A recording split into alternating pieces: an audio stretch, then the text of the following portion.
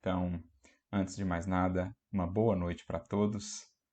Que Jesus, nosso mestre, nosso amigo de todos os momentos, nos abençoe os corações, que sintamos a sua paz a nos envolver e a nos inspirar nesta noite de reflexões.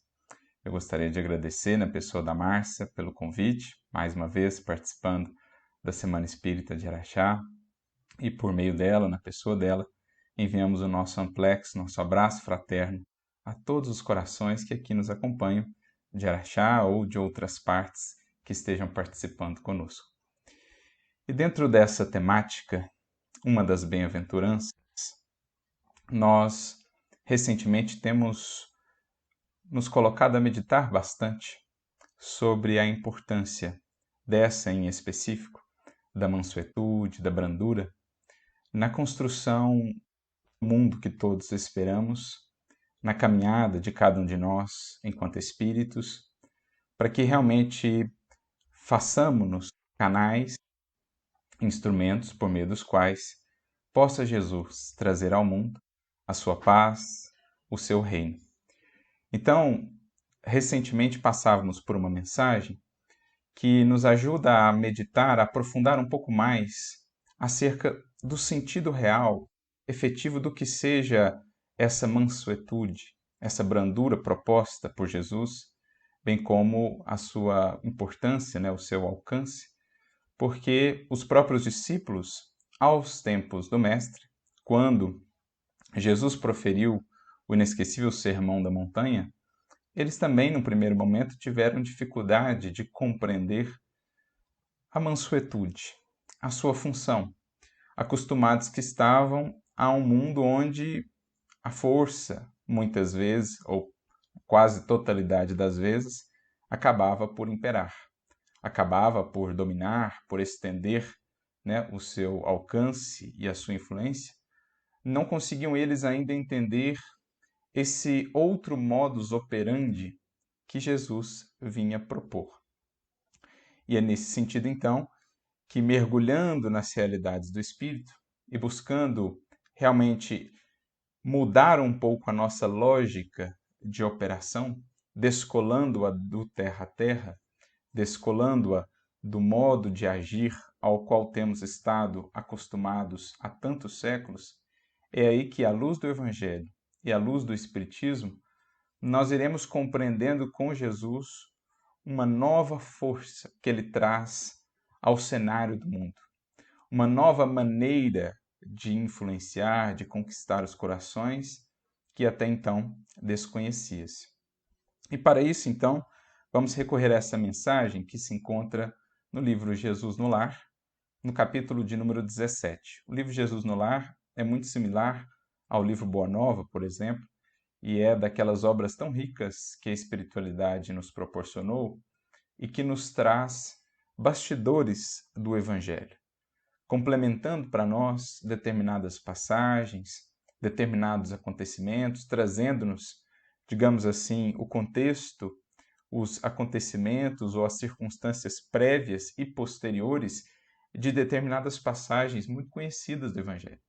E por meio desses detalhes, dessas revelações, a gente consegue entender ainda mais amplamente a beleza das lições de Jesus e como elas respondiam aos anseios humanos, às necessidades, às indagações das criaturas, não só naquele tempo, no caso ali os discípulos ou a multidão, mas também para todos nós, os que já sentimos em nosso coração esse chamado e esse anseio para atender ao convite do Divino Mestre, mas que ainda nos vemos, vez por outra, diante de dúvidas, de hesitações, de incompreensões, que precisamos então buscar sanar para podermos avançar com Jesus.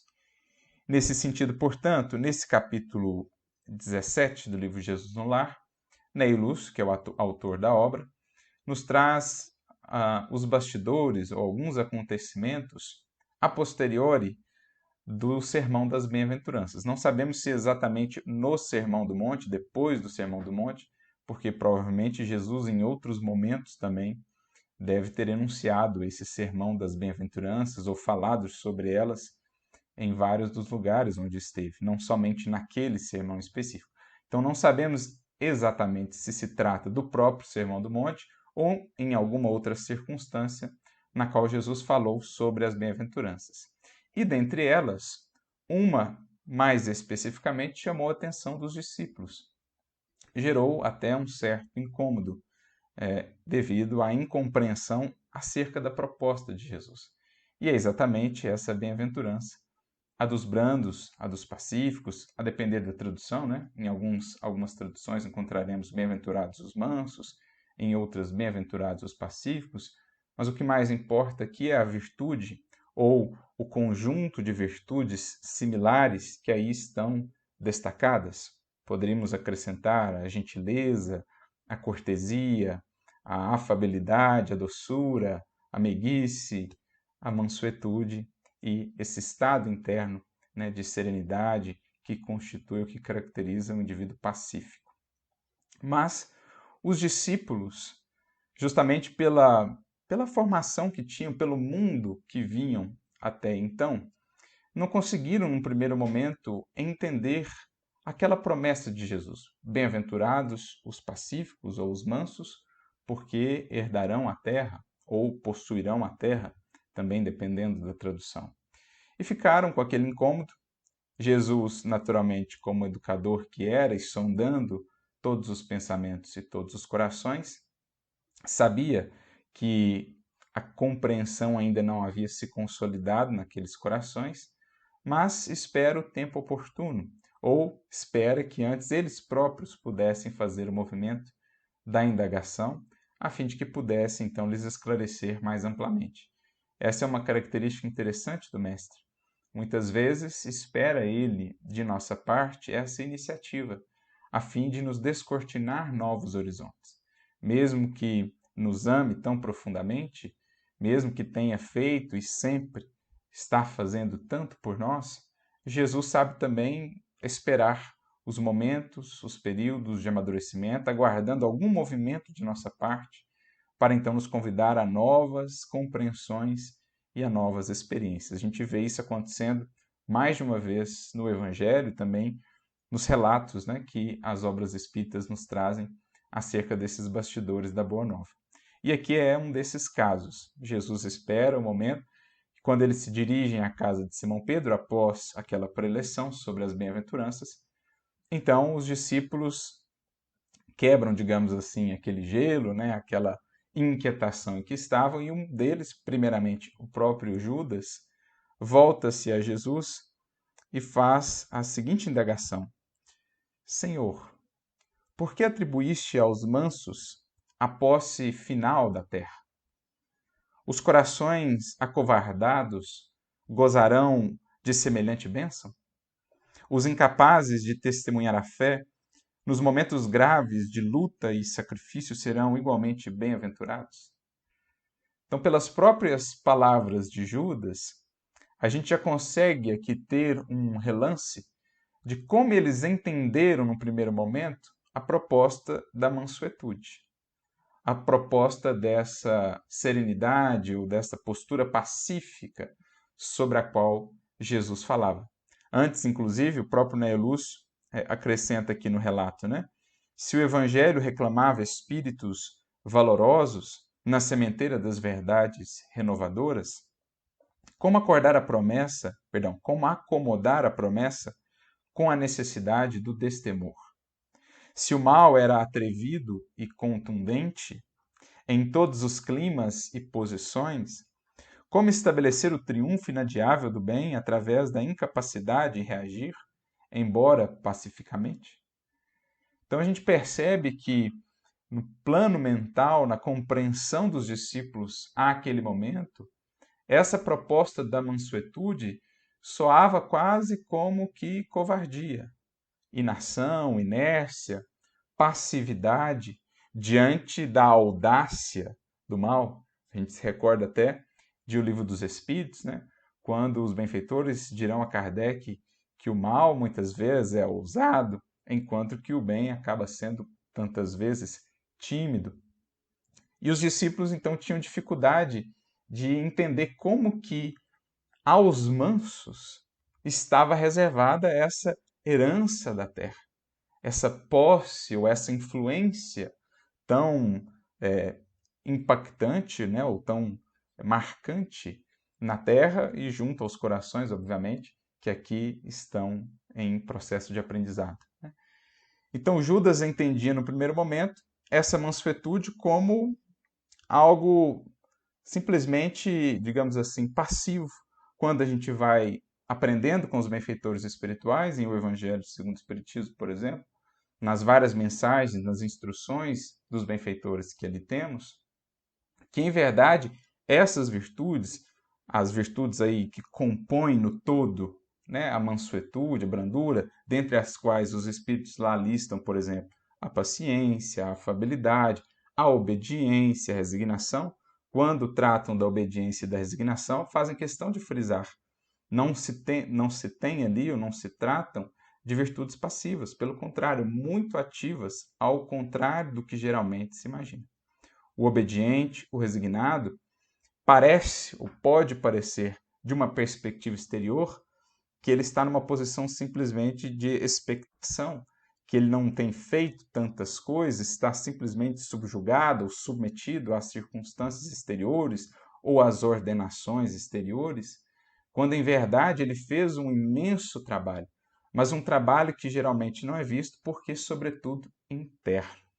E aqui nós temos uma das primeiras chaves de compreensão que Jesus vai nos trazendo, e o próprio Espiritismo, de compreensão acerca dessa virtude. Para entendê-la, assim como a sua influência e a sua importância, é preciso entendermos que o seu trabalho é, sobretudo, interno.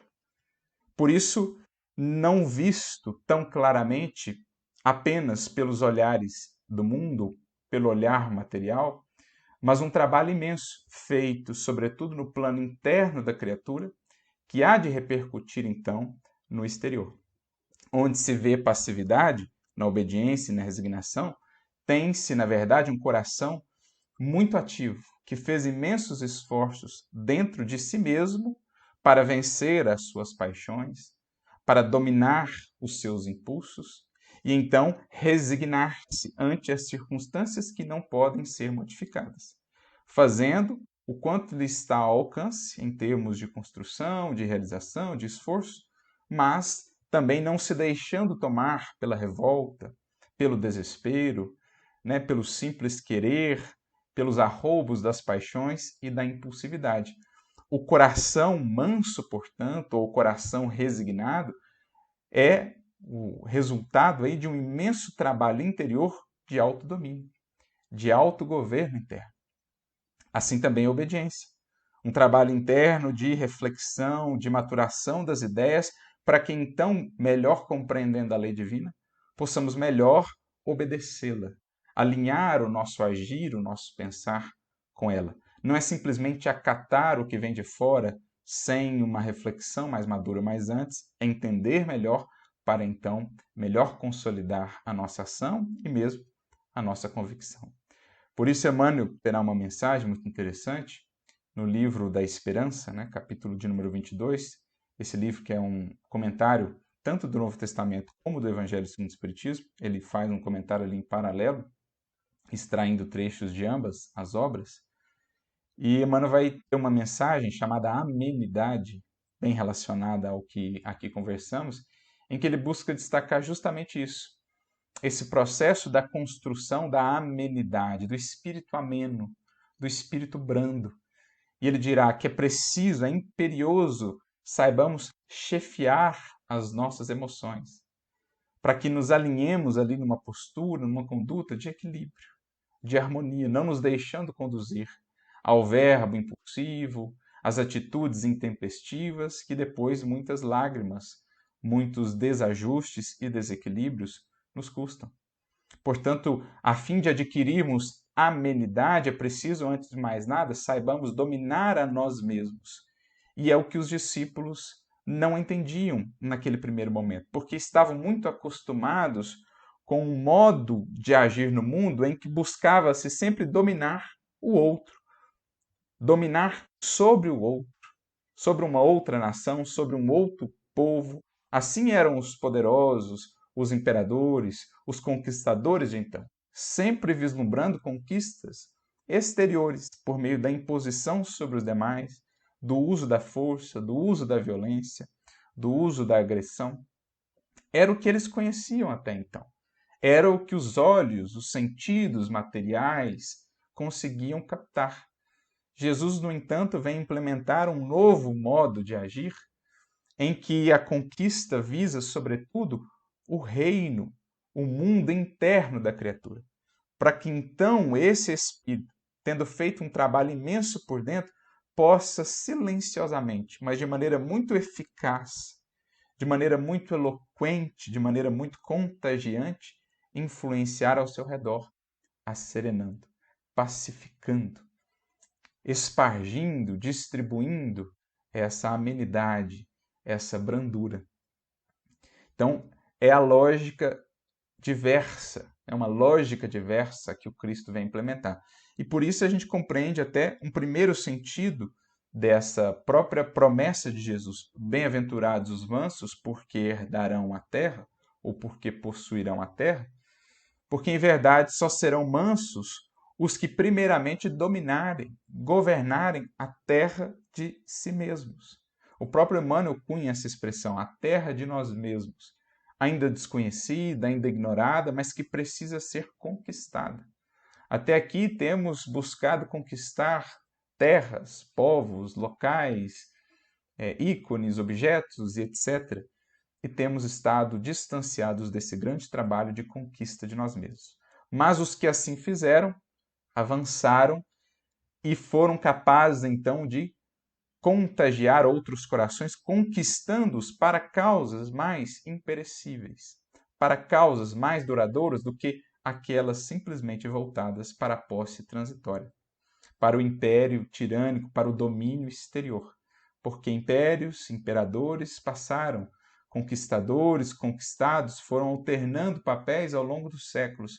No entanto, os corações que se governaram, se conquistaram, e com isso a outros contagiaram para as causas nobres da humanidade, esse império tem permanecido. Essa influência benéfica tem se mantido. Não importa os séculos que passem, esse tipo de domínio se mantém, perpetua-se, ao passo que o domínio exterior passa com a velocidade do próprio tempo e de tudo o que se transforma na matéria, na experiência material. Então, Judas traz essa primeira indagação, a que Pedro ainda acrescenta, né? Dizendo assim para Jesus: sim, mestre, se um malfeitor visitar minha casa, não devo recordar-lhe os imperativos do acatamento recíproco? Entregar-me-ei, sem qualquer admoestação fraternal, aos seus delituosos caprichos, a pretexto de guardar a mansidão a que te referiste? Então, eles entendiam a mansuetude como a ausência de reação, mas não como uma reação aperfeiçoada, que é o que de fato ela é. O manso não é aquele que não reage, é aquele que reage de outra maneira, ofertando outra face. Não é essa a proposta de Jesus também no Sermão do Monte? Há aqueles que nos ferem numa face, há aqueles que nos atingem de alguma maneira com a violência, seja ela verbal, seja ela da maneira que for, ofertar-lhe uma outra face.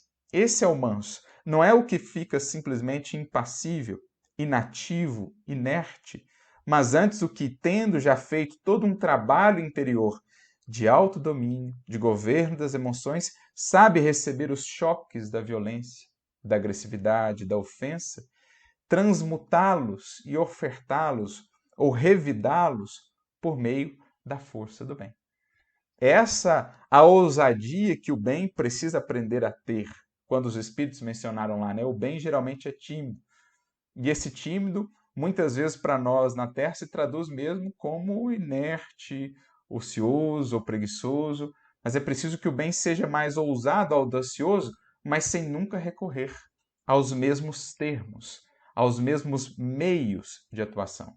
Revidar em novos moldes, apresentando uma outra face, antes não vista, não conhecida por aqueles corações que ainda operam no regime da violência, da imposição, das paixões, e que a partir do coração ameno, brando, vão conhecendo outras sensações, vão conhecendo outras percepções, vão aos poucos amainando também a tempestade íntima em que se encontram e que acaba se traduzindo no seu agir abrupto, exteriormente falando. Então, ao responder os discípulos, Jesus vai justamente iniciar desconstruindo essa ideia falsa que haviam feito sobre a mansuetude, a brandura, entendendo-a como inação ou como ausência de um retorno ou de ação, né? E Jesus vai dizer assim: enganaram-se todos, naturalmente. Eu não fiz o elogio da preguiça, que se mascara de humildade. Então, muitas vezes a humildade ou a timidez do bem, na verdade, é preguiça, como a gente acabou de mencionar, nem da covardia que se veste de cordura para melhor acomodar-se às conveniências humanas. Porque existe também aquela vez em que parecemos cordiais, mas por pura conveniência, né? Para não nos complicarmos, para não perdermos isso ou aquilo outro em termos de status ou de consideração.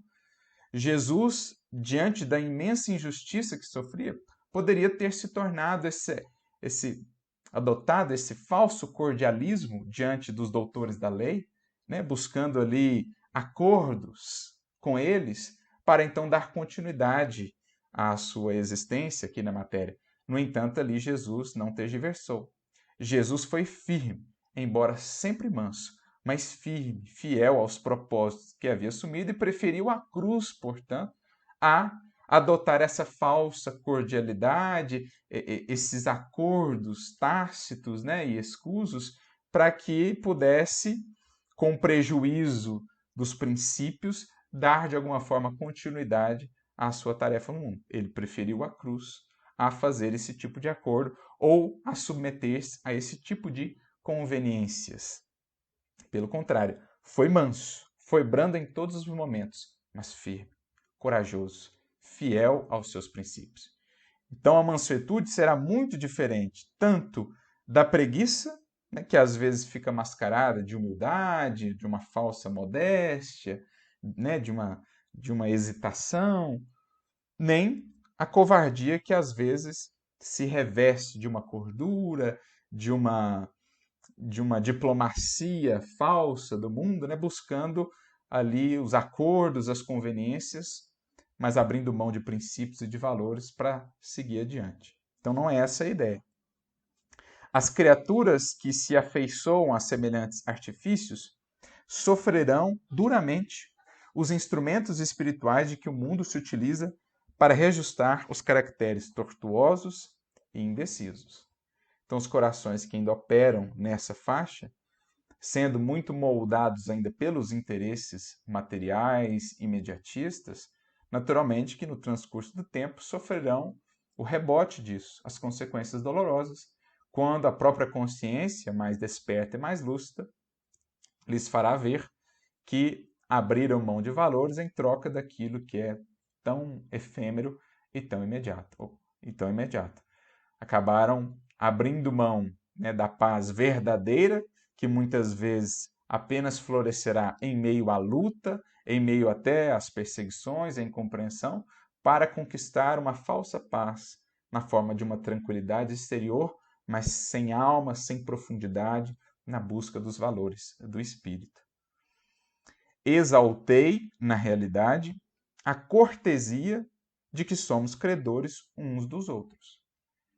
Então, a cortesia como filha do amor, como filha da indulgência, da compreensão, tanto quanto possível, fazer da nossa atuação, do nosso falar, do nosso agir, algo que envolva o outro em forças de progresso, em forças de sublimação. Essa é a ideia da gentileza, da cortesia que dirá Emmanuel é o primeiro passo da caridade. É a semente, digamos, do amor. Sem essa capacidade de termos para com o outro um olhar mais ameno, um olhar mais compreensivo, um olhar mais indulgente, por mais equivocado que ele esteja, estamos ainda distantes de compreender a nossa função diante dos demais diante do próximo, o amai-vos uns aos outros, sobre os quais Jesus nos falou.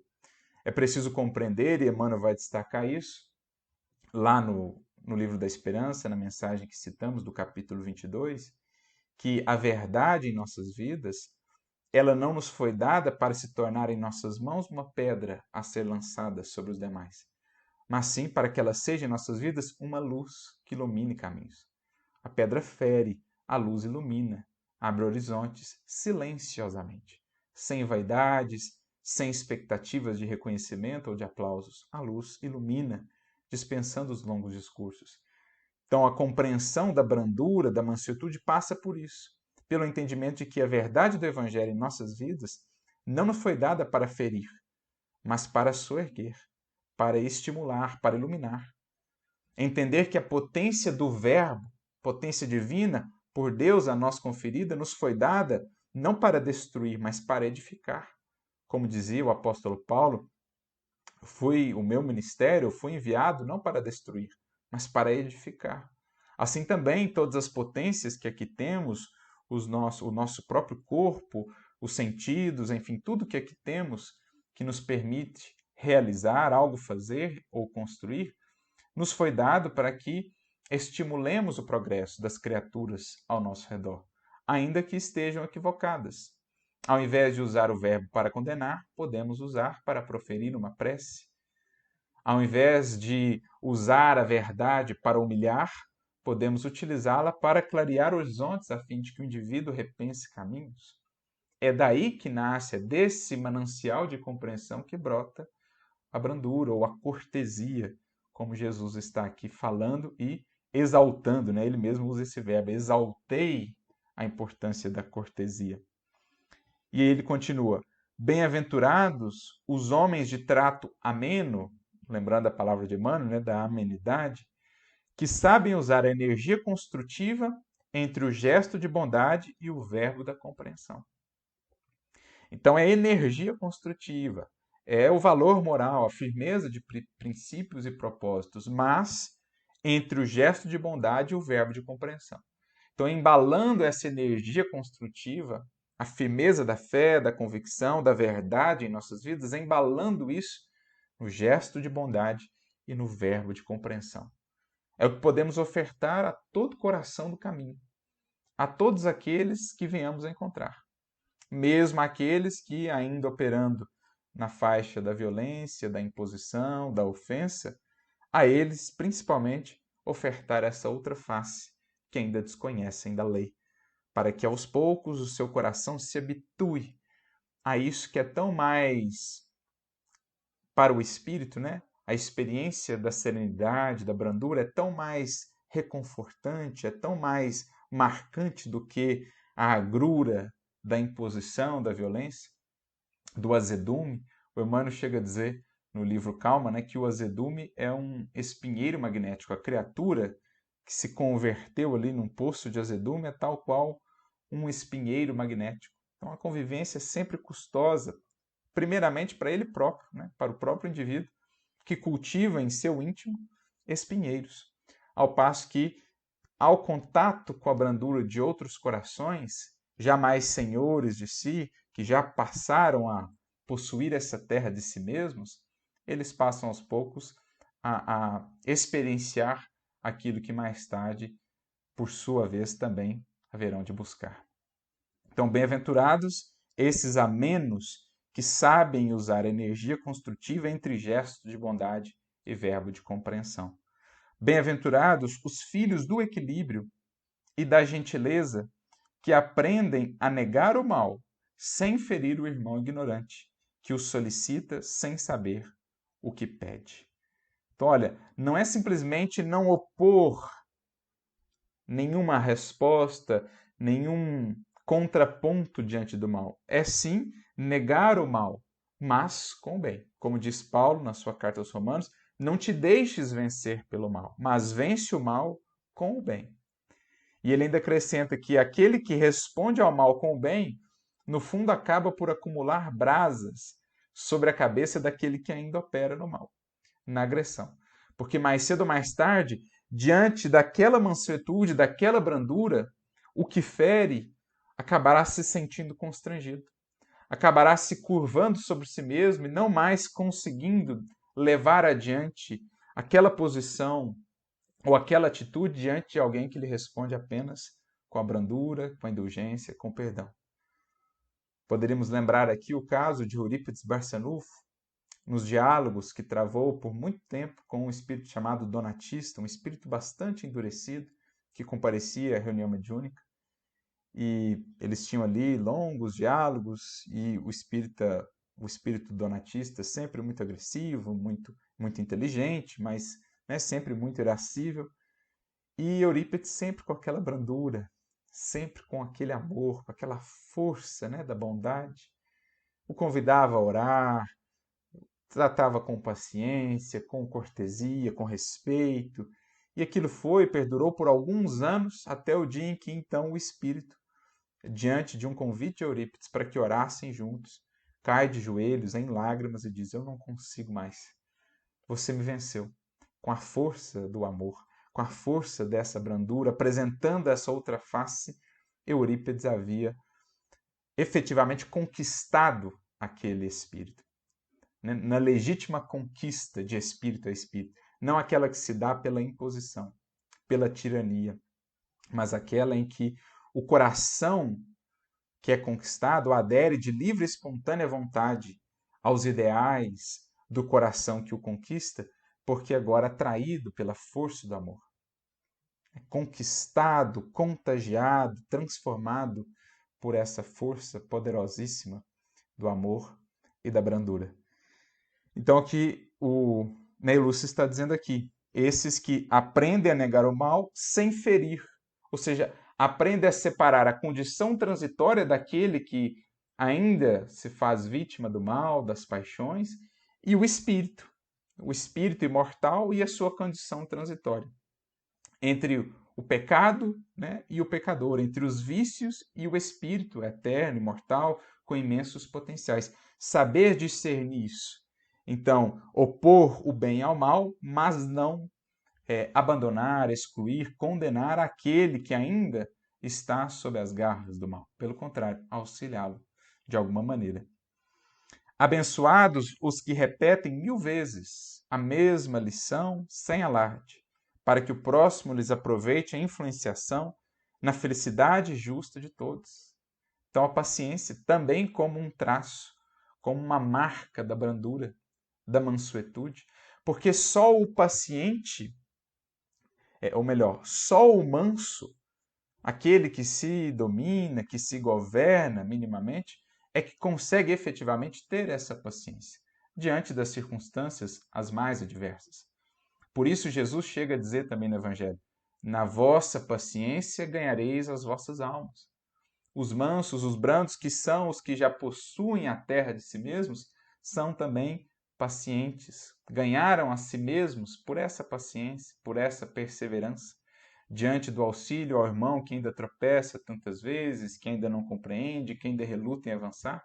Não tem sido essa a postura dos benfeitores para conosco há tanto tempo? Em especial de Jesus. Há quanto tempo essa paciência, essa perseverança, filhas do seu amor, da sua brandura, da sua serenidade na condução dos destinos atrelados ao orbe terreno. Então, bem-aventurados também esses, os que têm a paciência, os que sabem perseverar, mesmo quando o outro se mostra ainda refratário.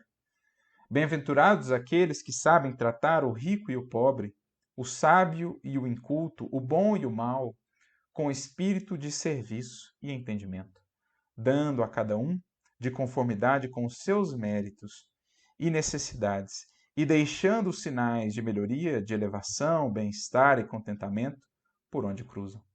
Então, sem quaisquer caprichos, exigências, requisitos, distinções, pelo contrário, o coração manso, brando, tocado já pelo amor, dulcificado, afável pelo toque do amor, ele consegue ver em tudo, em todos, as possibilidades divinas. Ele não se fixa nas imperfeições, que sabe identificar, mas ao invés de condená-las apenas, busca remediá-las, usando o bálsamo da caridade, da indulgência, sabe que as circunstâncias exteriores não são as grandes definidoras de nenhum de nós, se temos mais posses ou não, se temos mais títulos ou não, pelo contrário. Vê diante de si sempre um coração, um irmão, que pede algo para que a sua vida seja marcada por mais esperança, por mais bem-estar, por mais estímulo à evolução. Em verdade, concluiu Cristo, vos digo que a eles pertencerá o domínio espiritual da terra. Porque todo aquele que acolhe os semelhantes, dentro das normas do amor e do respeito, é senhor dos corações que se aperfeiçoam no mundo. Então, olha só, o que Jesus está dizendo é que o verdadeiro domínio, diferentemente do que concebíamos até então, se dá pelos mansos, pelos que conquistam pelo amor. Porque então os corações aderem às suas causas não pela força, mas de livre e espontânea vontade. Então vinculam-se a causas e a ideais não associados à efemeridade do mundo, mas a projetos de eternidade, de imortalidade. Por isso é um domínio que se estende, como mencionávamos. Até a vinda de Jesus, o que a humanidade conhecia eram as conquistas sanguinolentas, a maioria delas, as armas, os exércitos, as legiões, o poder, né, da tirania. Jesus mesmo chega a dizer aos discípulos na última ceia, quando dá aquela lição inesquecível de humildade e de serviço: olha, sabeis que os príncipes das nações exercem domínio sobre elas e que os seus maiorais exercem autoridade sobre eles.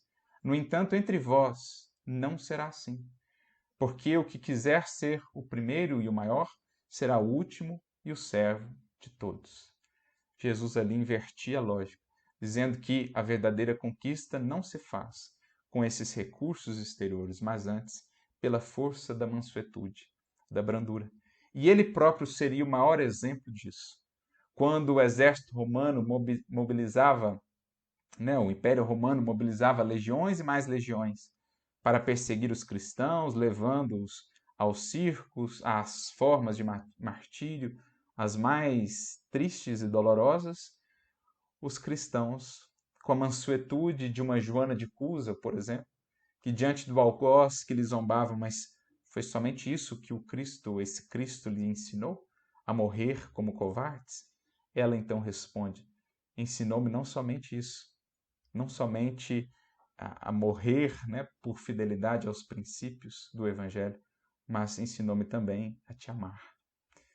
A força vigorosa de um Quinto Varro, de um Paulo e de outros tantos que poderíamos enumerar, essa força da brandura, essa força do amor pôde triunfar sobre todo aquele poderio bélico, exterior, monetário do império que foi vencido por um conjunto de corações, os mais humildes e singelos, mas extremamente poderosos, porque vinculados àquele Senhor que os havia conquistado com o seu amor para a construção de um império, de um reinado imortal.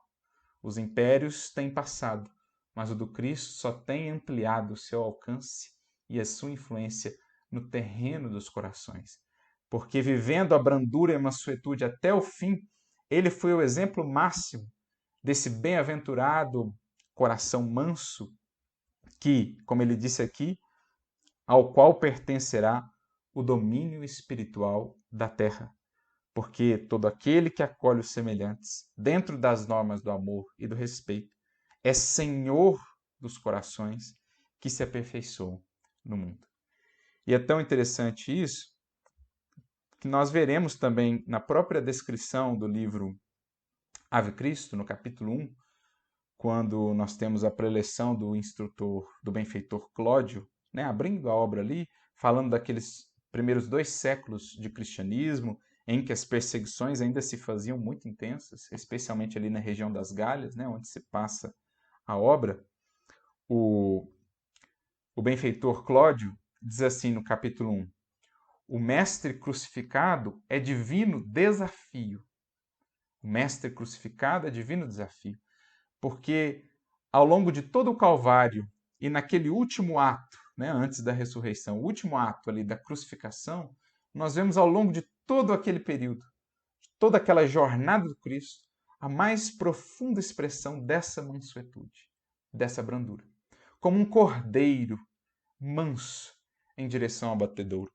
Faz-nos lembrar até uma fala de Jeremias, que está no capítulo 11 de Jeremias, no versículo 19, uma fala de um outro contexto, né, mas que se aplica muito bem a essa missão de Jesus. Nós temos várias falas dos profetas que, de certo modo, já anteviam a missão do Messias, né, no caso, a missão de Jesus. E ela está em primeira pessoa, inclusive, e diz lá o texto, né, de Jeremias, no capítulo 11, versículo 19, diz assim, né, eu era como um cordeiro manso em direção ao abatedouro. Tramavam contra mim, dizendo, arranquemos ou destruamos a árvore e a sua seiva. Arranquemo-la da terra dos viventes, para que o seu nome não seja mais lembrado. Então, olha que descrição interessante. Jesus como aquele cordeiro manso, aparentemente derrotado, mas por aquela brandura conquistando, para os séculos do porvir, os corações que a ele vão se entregando, transformados ou despertos pelo amor. Quiseram cortar aquela árvore e a sua seiva abundante de amor para que o seu nome fosse apagado da história. E por meio da cruz, na qual intentaram fazê-lo, acabaram apenas gravando indelevelmente o seu nome para toda a história da humanidade. Tentando sufocar a mensagem, projetaram essa mensagem de tal maneira que o tempo não a pôde abafar, né? Na cruz do Gólgota acendeu-se uma luz inextinguível para os séculos da posteridade. E é isso que, de certo modo, o benfeitor aqui, o Cláudio, está trazendo, né? O mestre crucificado é divino desafio. Até agora, os conquistadores do mundo conseguiram avançar no carro purpúreo da vitória, matando ou destruindo, valendo-se das legiões de guerreiros e lidadores cruéis. Jesus, no entanto, triunfou pelo sacrifício. Jesus triunfou pela brandura, pela mansuetude com que se entregou ao sacrifício, como cordeiro manso, aparentemente derrotado, indo para o abatedouro, mas que, na verdade, por meio dessa oferta de sua vida, assim, conquistava-nos, né, ou inaugurava, estabelecia para toda a posteridade, para todos os séculos do porvir, o seu reino. É o que Emmanuel vai comentar numa mensagem chamada Modo de Sentir, em que ele fala em determinado momento da crucificação de Jesus, ele diz assim, que antes do Mestre, milhares de indivíduos haviam morrido daquela maneira, haviam sido crucificados. Mas o sentimento com que Jesus se entregou àquilo tornou a sua cruz singular. Porque a partir dali passou a influenciar o sentimento das nações e dos séculos por vindouros. A brandura, a resignação, a humildade com que se entregou ao martírio, na verdade, quando julgavam abafá-lo, destruir a sua mensagem, na verdade, com aquilo apenas exaltaram ainda mais o teor daqueles sentimentos, que ao longo do tempo vem triunfando, né, junto a tantos corações. Então, ao passo que os conquistadores daquele tempo só entendiam essa linguagem da força e da imposição, Jesus triunfa pelo sacrifício, pela brandura.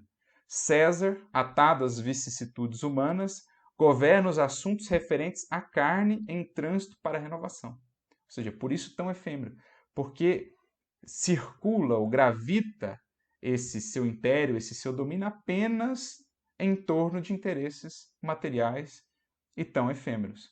Agora, Cristo reina sobre a alma que nunca morre, aos poucos sublimando-a para a glória imperecível.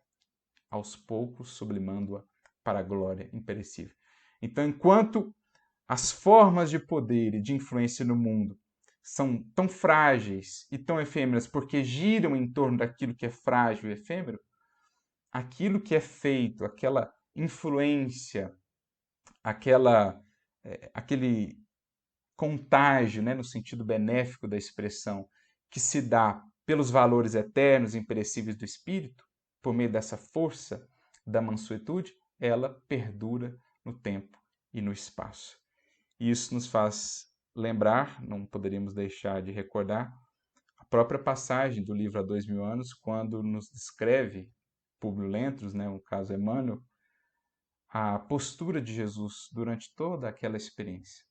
O porquê pôde ele converter aquela cena, quando vista de fora, tão triste, tão dolorosa para a história da humanidade, numa epopeia, num ápice de testemunho espiritual que a todos os que conseguem ver pelos olhos do Espírito e sentir com o coração mais depurado na sensibilidade, marca, né, aquela experiência ou aquele conjunto de cenas, marca de maneira indelével e traz esses corações, então, também para essa busca da conquista de si mesmos, para que então possam também beneficamente influenciar, captar outros corações para essa grande obra, essa grande construção do reino de Deus na Terra. E aí, em determinado momento, diz lá Emmanuel, né, quando ele, na condição de Públio Lentulus, participava ali dos bastidores do julgamento de Jesus, antecedendo a crucificação, em determinado momento, um dos auxiliares de Pilatos, Políbios, aparece ali dizendo: olha, a turba vai invadir aqui, se você não tomar uma deliberação rápida, se você não fizer alguma coisa, a multidão ensandecida vai invadir aqui e vai levar não somente a ele, né, Jesus, mas também aos que aqui estamos. E aí Pilatos, né, sem saber muito bem o que fazer, ele pergunta: mas e ele, o prisioneiro? Qual tem sido a sua postura? Qual tem sido a sua atitude diante de tudo isso? E aí o Políbios diz assim: Senhor, o prisioneiro é extraordinário na serenidade e na resignação. Então, até eles, acostumados que estavam, né, porque legionário, soldado ali, acostumado que estava, portanto, à violência, àqueles meios, né, aquele modus operandi da força no mundo, até ele sente-se tocado pela postura extraordinária do Cristo, na serenidade e na resignação. Então, o manso, o cordeiro manso, que vai triunfando ante os lobos vorazes. Assim é a palavra de um coração manso, assim é o olhar de um coração manso diante dos nossos lobos ainda internos, como um cordeiro da paz, vai adentrando, vai penetrando, aparentemente derrotado, mas triunfando. Se não agora, no transcurso do tempo, tocando, sensibilizando aos poucos aquele coração que, passado um tempo, não mais conseguirá conviver, coexistir com essa ferocidade internamente. Precisará ele, uma vez tendo experienciado a brandura, a serenidade, a mansuetude de um outro coração, buscar também isso para si.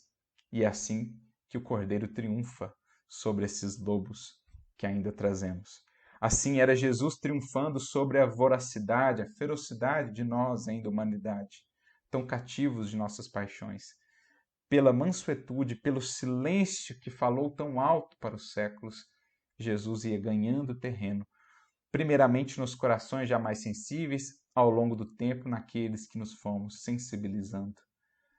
Deixa-se conduzir pelos algozes com a docilidade de um cordeiro e nada reclama, nem mesmo o supremo abandono em que o deixaram quase todos os diletos discípulos da sua doutrina.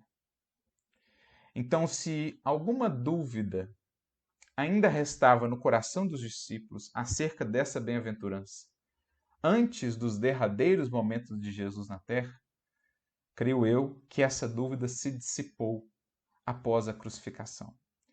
Naturalmente, quando eles, né, os discípulos mais maduros, puderam compreender melhor o que foi todo aquele testemunho, toda aquela exemplificação de Jesus nos derradeiros momentos de sua estada entre nós. Certamente um Pedro, depois um Paulo, isso vemos no próprio Paulo Estevão, nos relatos, né, que temos dos mártires, nas histórias que nos falam, que nos trazem os Espíritos acerca do cristianismo primitivo, nós vemos os primeiros cristãos, sempre voltando o pensamento àquele testemunho de Jesus, buscando aquela mansuetude, aquela exemplificação diante dos seus próprios testemunhos, dos martírios que vivenciavam, das perseguições, dos algozes. Souberam eles se portar também com essa mansuetude que triunfava sobre a força, porque lembravam-se do exemplo de Jesus. A dúvida que existia inicialmente, que pairava na mente dos discípulos acerca daquela virtude, na vida do Cristo foi explicada, especialmente naqueles momentos finais. Era a lição viva, não somente mais a palavra, mas agora incorporada num quadro de vivência que não mais poderiam esquecer. E aí prossegue ainda mais adiante, né?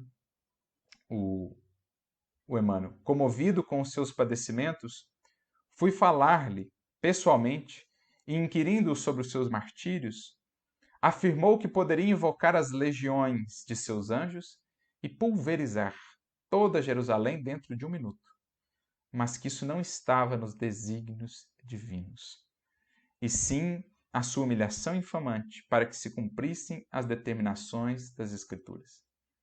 Ao coração obediente, resignado, como virtudes também destacadas pelos Espíritos dentro das reflexões sobre a mansuetude.